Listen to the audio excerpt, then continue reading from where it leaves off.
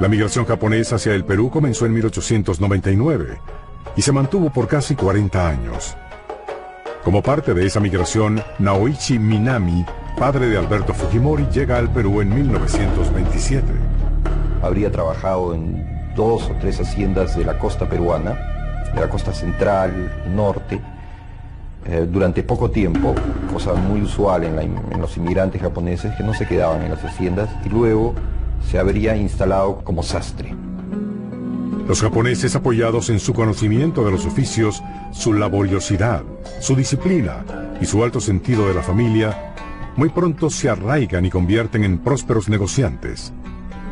En 1932, Naoichi Minami se casa con Mutsue Inamoto y forman el matrimonio Fujimori.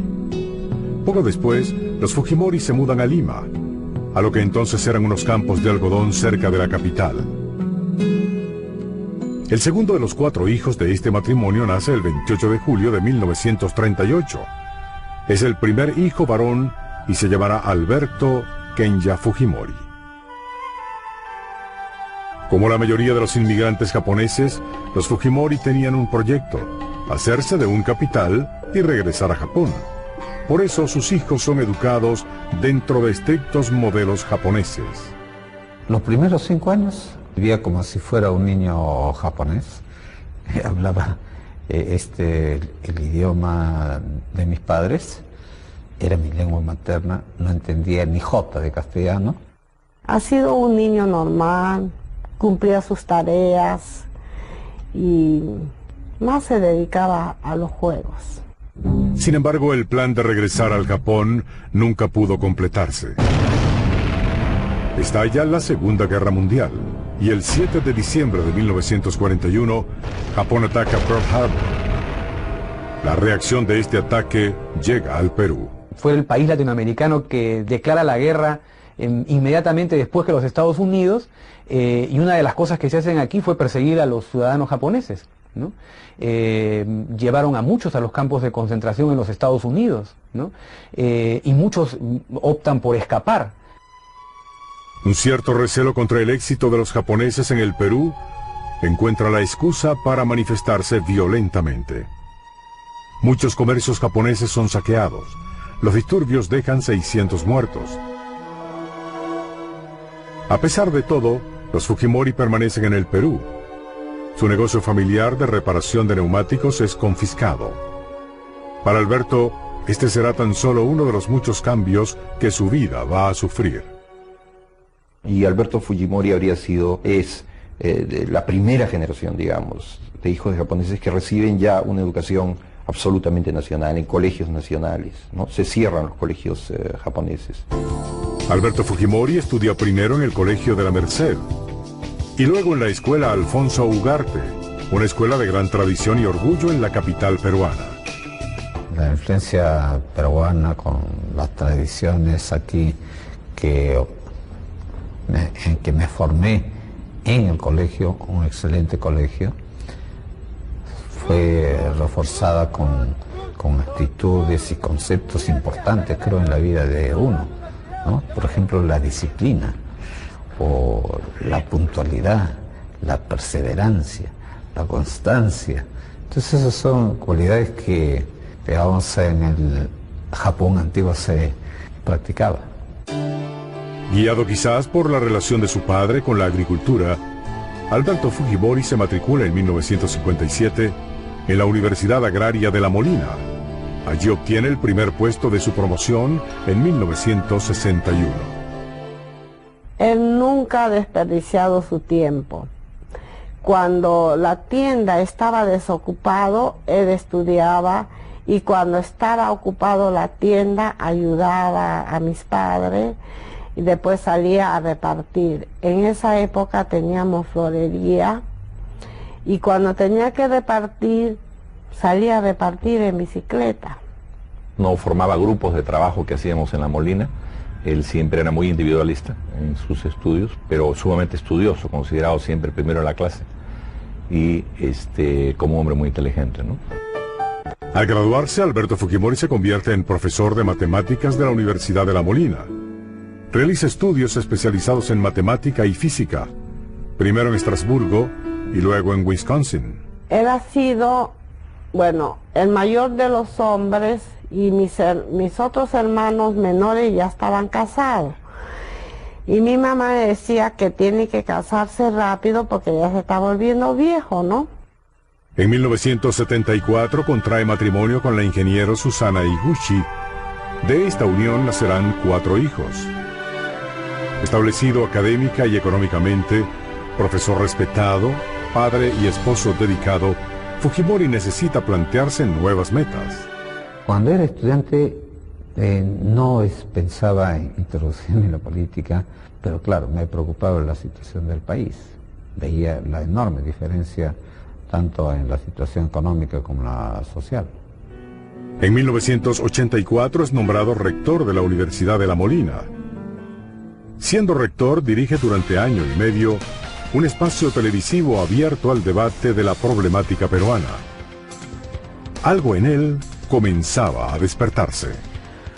En medio de profundas diferencias y discriminaciones raciales y económicas, el Perú venía intentando desde principios de siglo diferentes reformas de su sociedad que pudieran resolver el retraso del país y las crecientes presiones sociales. Durante más de 50 años, los gobiernos democráticos se alternan con opciones militares tratando de sacar al país adelante. Sin embargo, todos los intentos fracasaron, generando una serie de inquietudes en las clases más desposeídas del Perú. Para las elecciones de 1990, el panorama del Perú no puede ser más desalentador. Una inflación récord mundial del 7000%. Falta de credibilidad en los partidos. Un movimiento subversivo expansivo e implacable. En ese momento, y para asombro de todos, aparece en la escena política un desconocido profesor de matemática, Alberto Fujimori. Había necesidad de una participación y lo consideré como una obligación, por cuanto era presidente de la Asamblea Nacional de Rectores, un deber, y por eso es que participé. Fujimori y un pequeño grupo de colaboradores fundan Cambio 90, un movimiento que se propone llegar a la presidencia ese mismo año. Fujimori debía enfrentar a las élites tradicionales del poder y a la figura brillante y aparentemente invencible de Mario Vargas Llosa. Reconocido novelista, también sin experiencia política, pero poseedor de un innegable prestigio. La situación no parecía aconsejar el enfrentamiento, pero Fujimori tenía sus propias convicciones. Los sorprendentes resultados electorales le darían la razón. Después de la primera vuelta en las elecciones peruanas de 1990, solo quedan 2 candidatos, Mario Vargas Llosa y Alberto Fujimori. Todos los partidos tradicionales han quedado fuera del juego. Tras una segunda votación, Alberto Fujimori gana las elecciones presidenciales con el 62% de los votos, casi el doble de lo que consigue Vargas Llosa. ¿Cómo explicar este inesperado resultado? O japonés se parece más a los hijos de los indígenas peruanos que a un blanco peruano, por sus rasgos físicos, por su actitud silenciosa, por su falta de elocuencia a la hora de hablar castellano. Ahí hay una identificación cultural, racial, fisiológica y psicológica. El apoyo de las clases populares, de los pequeños comerciantes y de minorías segregadas había llevado a Alberto Fujimori hasta el Palacio de Gobierno, pero para mantenerse allí necesitaba encontrar otro tipo de apoyo. Su alianza con los militares, ¿no? Fujimori se encuentra frente a un país muy complicado, muy difícil de gobernar, y sin equipo, sin partido, sin gente que le dé forma, que lo ayude. Entonces es un poco como un reflejo, buscar que su partido sea el ejército. Esta alianza será clave para que Fujimori pueda aplicar severas medidas para enfrentar la profunda crisis del país. Perú se encontraba fuera del sistema del Banco Mundial y del Fondo Monetario Internacional. Las reservas internacionales eran menores a $150 millones. A nivel de economía interna, el panorama no era más alentador para el país. Había perdido su capacidad de defensa interna. No estoy hablando en términos militares, sino en términos económicos. Capacidad de defensa interna es la población, su capacidad de comprar, su capacidad de intercambiar, su capacidad de invertir de las empresas. Además de cuestionables políticas económicas, la debilidad manifiesta de un Estado que no podía contener el terrorismo contagiaba de inseguridad al aparato productivo peruano.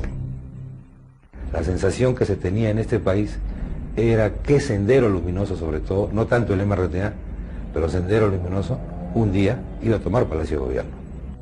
Abimael Guzmán, un antiguo profesor de filosofía en la zona andina de Ayacucho, inspirado en las ideas de Mao Zedong y las suyas propias, había fundado Sendero Luminoso, la más temible organización terrorista del Perú, nacida en mayo de 1980 con un claro objetivo: crear una utopía andina que tiene matices camboyanos, que tiene matices polpotianos por el método que emplea, que es extremadamente terrorista, como nunca se había conocido en el Perú.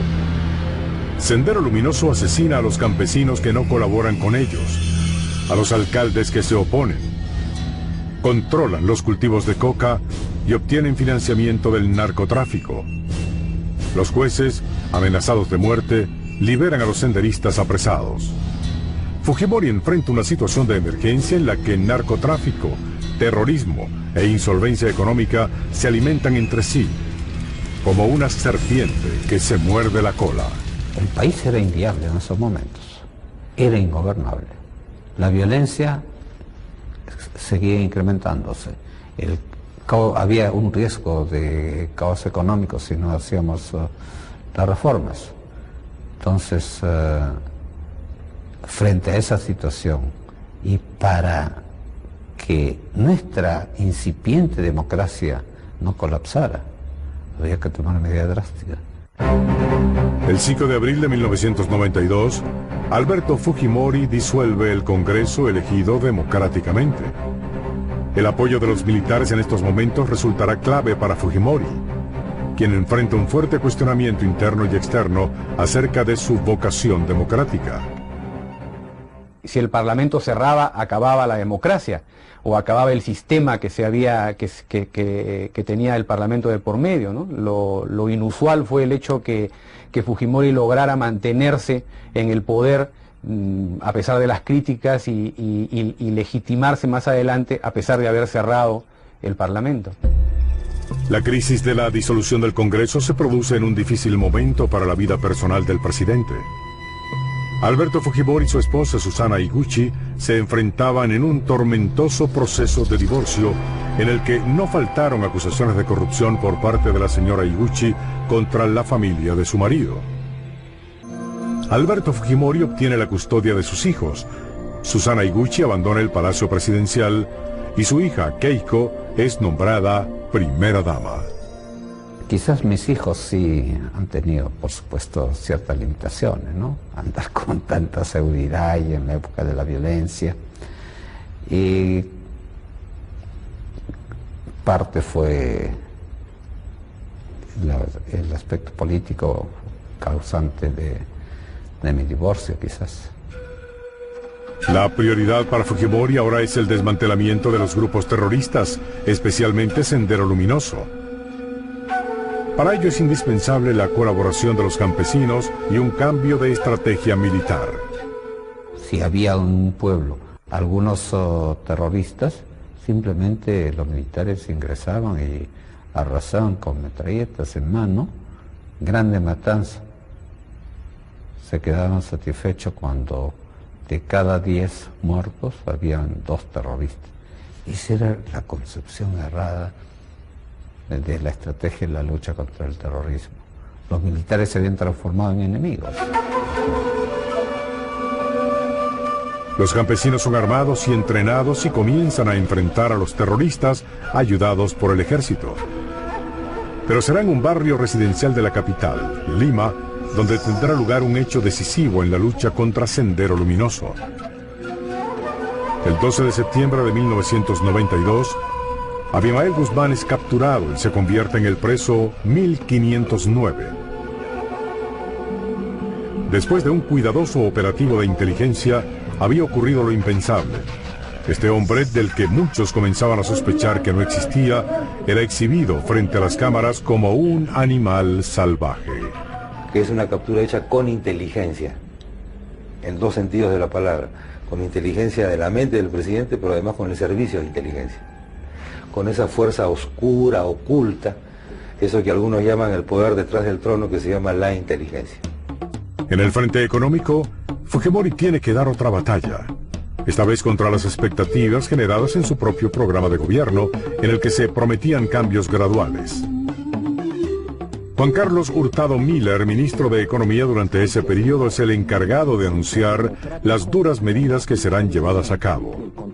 Él traía otra fórmula, traía otro consejo del grupo de economistas que tenía, y sin embargo lo que le propusimos nosotros era radicalmente distinto y radicalmente profundo, y el inicio era muy fuerte, y Fujimori sabe aceptar el cambio y lo asume.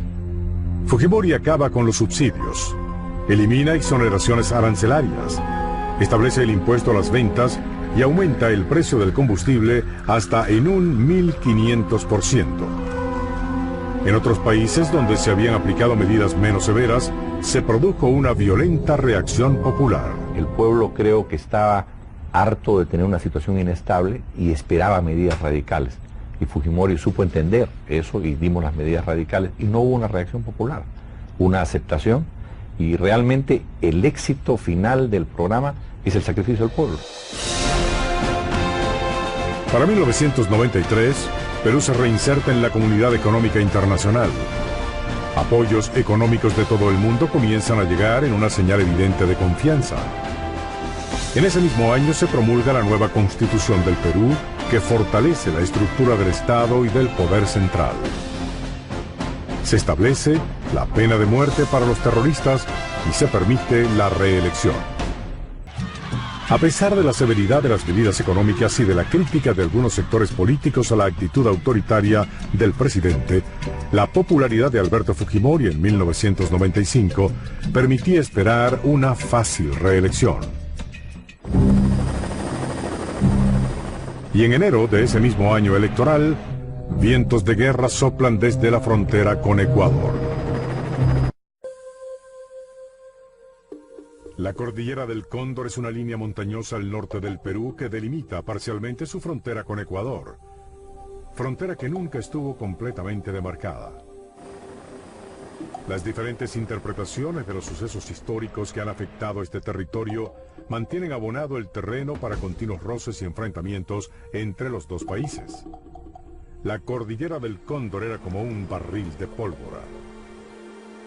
El 2 y 3 de enero de 1995, Perú y Ecuador informan de intromisiones de patrullas enemigas en sus territorios. El 26 de enero comienzan las hostilidades. En un año electoral y ante la posibilidad de su reelección, Fujimori asume el papel de comandante militar en un conflicto que logra integrar a todas las fuerzas políticas en torno a los objetivos del gobierno y de las Fuerzas Armadas. El 17 de febrero de 1995, en la ciudad de Itamaraty, en Brasil, Ecuador y Perú firman una declaración que pone fin a las hostilidades y deja abierto el camino para acabar con 30 años de ausencia de diálogo. La victoria para Alberto Fujimori es doble. Ante la comunidad internacional se ha comportado como un negociador, deseoso de resolver un problema. Ante sus conciudadanos, ha mantenido firme la posición de Perú de reclamar y defender el territorio en disputa.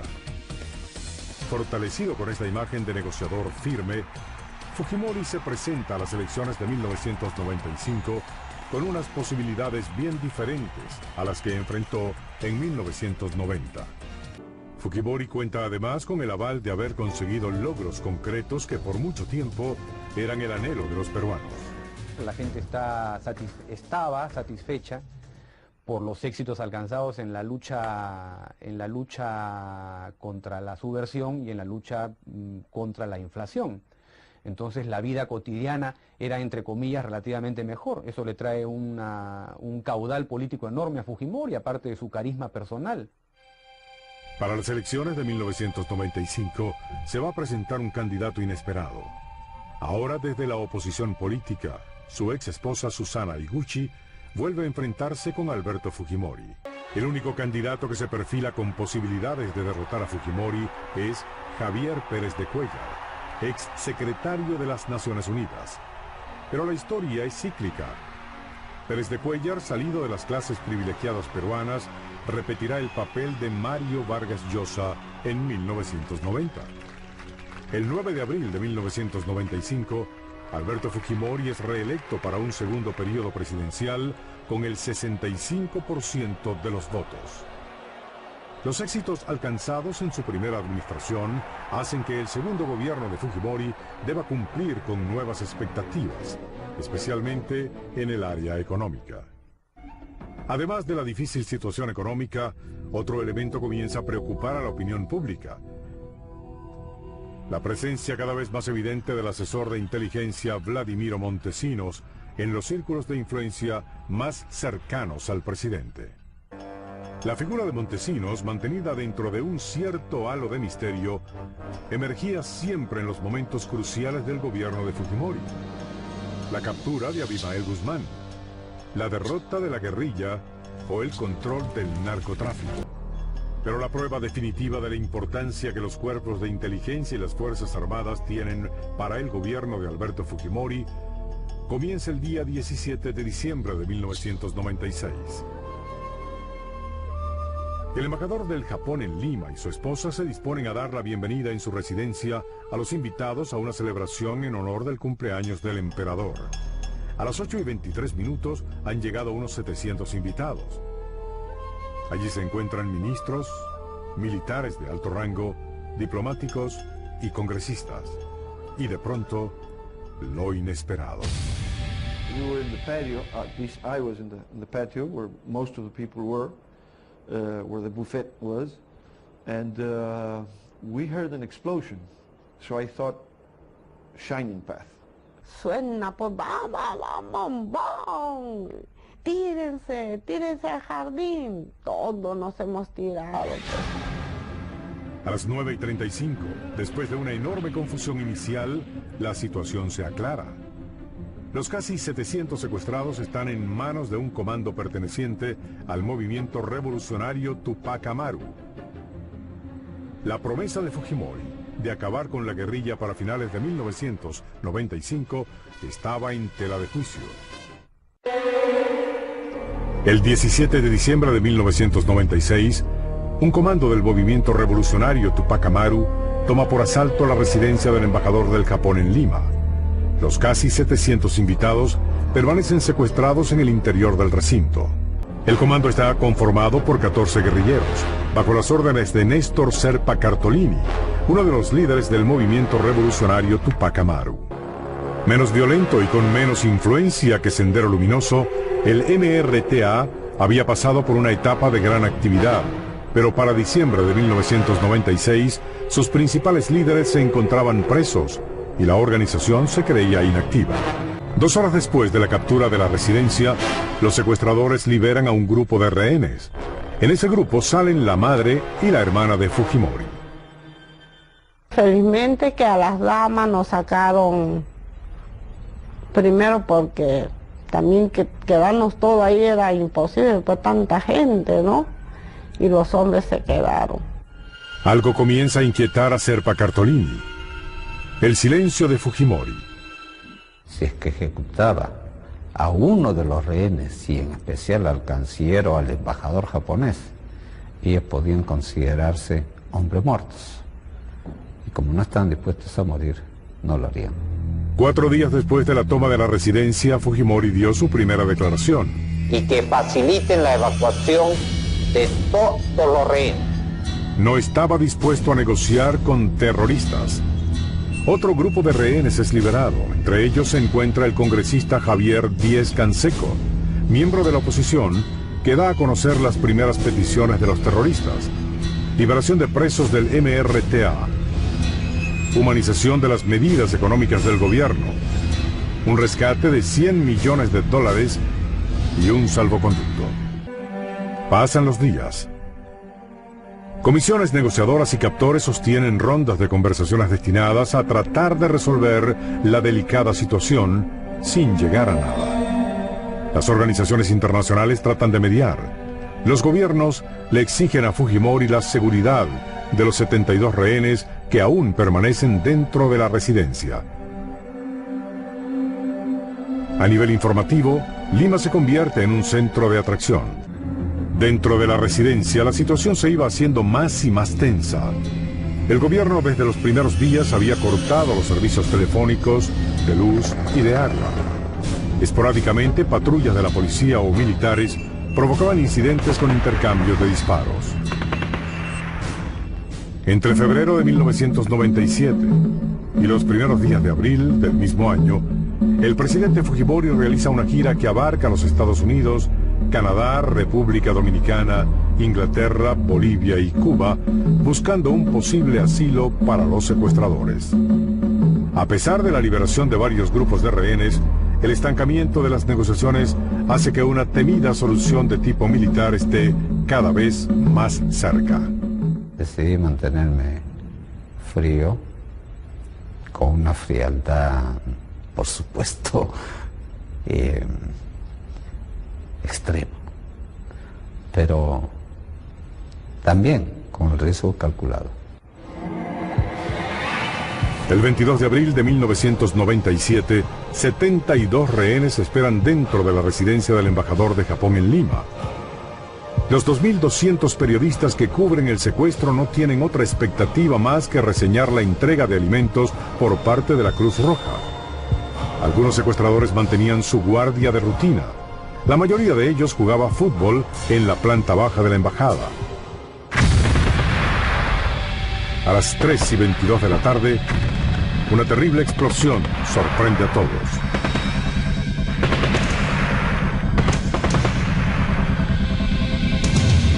Un escuadrón de 140 hombres irrumpía en la embajada del Japón. 35 minutos después, todo había terminado. Durante la operación mueren los 14 secuestradores, un magistrado de la Corte Suprema de Justicia y 2 comandos de las Fuerzas Armadas. La acción militar había comenzado a prepararse prácticamente al siguiente día del secuestro de la residencia. El propio Fujimori concibe y proyecta el plan con la ayuda de su asesor de seguridad, Vladimiro Montesinos. Los comandos son entrenados en una réplica de la residencia que se construye en instalaciones militares. Mientras tanto, un grupo de zapadores cava una red de túneles que mina el subsuelo de la mansión. Para el momento del rescate, la vida dentro de la residencia es perfectamente conocida y predecible. Desde un micrófono del tamaño de un alfiler adherido a la guitarra de un rehén, hasta el mismo radio de la embajada, había servido para que a la hora convenida los comandos atacaran con precisión matemática. Fujimori, que ha luchado duramente contra la hiperinflación y la guerrilla, va a tener que enfrentarse a un enemigo imprevisto: la naturaleza. Bajo el inocente nombre de El Niño, una poderosa confluencia de factores climáticos azota al Perú en febrero de 1998. Lluvias torrenciales caen sobre todo el país. Desbordan los ríos, acaban con las cosechas, cortan las vías de comunicación y dañan sensiblemente el aparato productor del país. A los incalculables daños ocasionados por El Niño se suman los efectos que una terrible epidemia de cólera produce en el turismo y en la exportación de pescado. Fujimori, que ha aprendido a convertir la realidad en un triunfo político, personalmente aparece al frente de las operaciones de rescate y control de daños en las zonas afectadas. Tengo un contacto directo, hago inspecciones de obras y en esos casos veo con las obras, las inversiones con ojos de ingeniero, desde las chiquitas a las grandes. El 12 de mayo de 1999, Fujimori decide poner punto final al conflicto fronterizo con Ecuador, completando la demarcación de sus límites mediante la colocación del hito 23. un problema que venía de más de siglo y medio. Poco se atrevía a tocarlo, porque tenía costo político. Cuando decidí asumir una posición, los consejeros me advirtieron que eso podía tener un alto costo político. Este acto simbólico sella un conjunto de acuerdos fronterizos y comerciales, abriendo el camino de la paz entre los dos países. Como parte de estos acuerdos, Perú entrega a Ecuador 1 kilómetro cuadrado de su territorio en perpetuidad y sin afectar la soberanía peruana. Pero Alberto Fujimori decide presentarse por tercera vez consecutiva como candidato presidencial, hecho sin precedentes en la historia del Perú. Fujimori, cansado del poder, no, ni hablar, está encantado con el poder, ¿no? Le fascina el poder, es evidente que el poder lo estimula, lo alimenta. Cuestionadas desde su inicio, las elecciones del año 2000 se llevan a cabo entre protestas y acusaciones de fraude. El principal contendor de Fujimori es Alejandro Toledo, candidato líder de la oposición. El 28 de julio del 2000, Alberto Fujimori es juramentado para su tercer mandato presidencial. Lima se convierte en escenario de manifestaciones y hechos de violencia. El escándalo provocado por un video difundido por la oposición, donde el asesor de inteligencia Vladimiro Montesinos soborna a un congresista opositor, lleva a Fujimori a una situación insostenible. Y al ser solicitado por la justicia peruana, Montesinos huye del país. El 16 de septiembre de ese año, Alberto Fujimori llama a nuevas elecciones y anuncia su decisión irrevocable de no participar en ellas. A elecciones generales. Apenas 2 meses después, Fujimori hace una inesperada visita a Japón. Y desde allí, para asombro de todos, renuncia a la presidencia. El 23 de febrero de 2001, Alberto Fujimori es inhabilitado por el Congreso peruano para el desempeño de cualquier cargo público durante 10 años. Criticado o defendido, temido o admirado, condenado o imitado, Alberto Fujimori ha pasado a ser parte de la historia del Perú contemporáneo. I think he put order in several things with a very high price. El sistema político se había suicidado. Lo que él ha hecho es hacerle la autopsia al cadáver. Él es uno de los políticos más hábiles que ha conocido la historia del Perú del siglo XX. Mientras la verdad comienza a darle paso al mito, Alberto Fujimori aguarda a que la historia dé su veredicto acerca de un hombre que convirtió el trabajo de presidente en un ejercicio matemático. En noviembre de 2005 viaja a Chile con la intención de lanzarse de nuevo a la presidencia del Perú.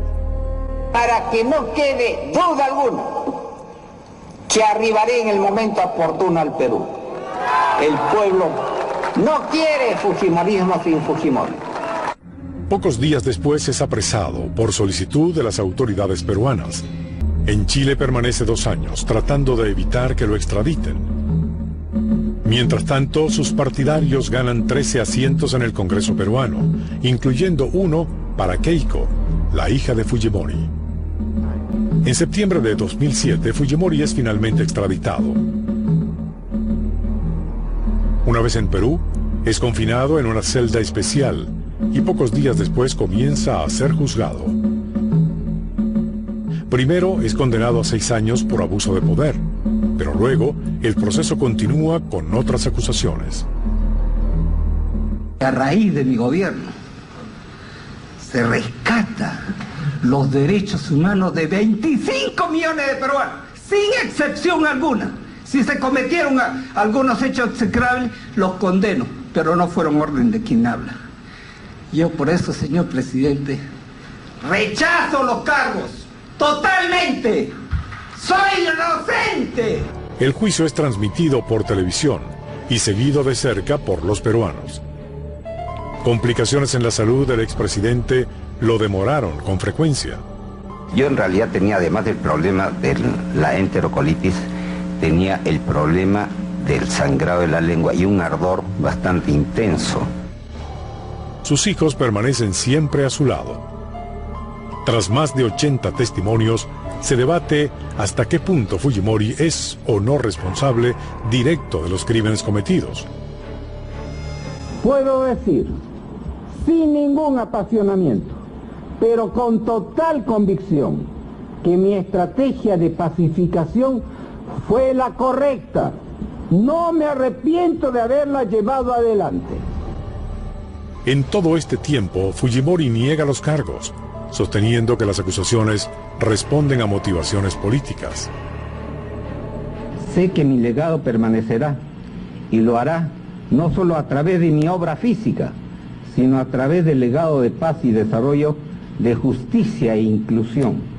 Un legado para el presente y el futuro, que no tengo duda, continuará mi hija Keiko y por el que seguirá luchando mi hijo Kenji. En un momento, el acusado asume su propia defensa, pero no puede evitar lo que resulta inminente. Keiko, su hija, abandera la defensa de su legado y el anhelo de quienes ven en su gobierno un tiempo de conquistas para los peruanos. Todavía, muchos lo aclaman por sus logros. Desde prisión, Fujimori continúa anhelando su libertad, o al menos ver el día en que su nombre sea reivindicado.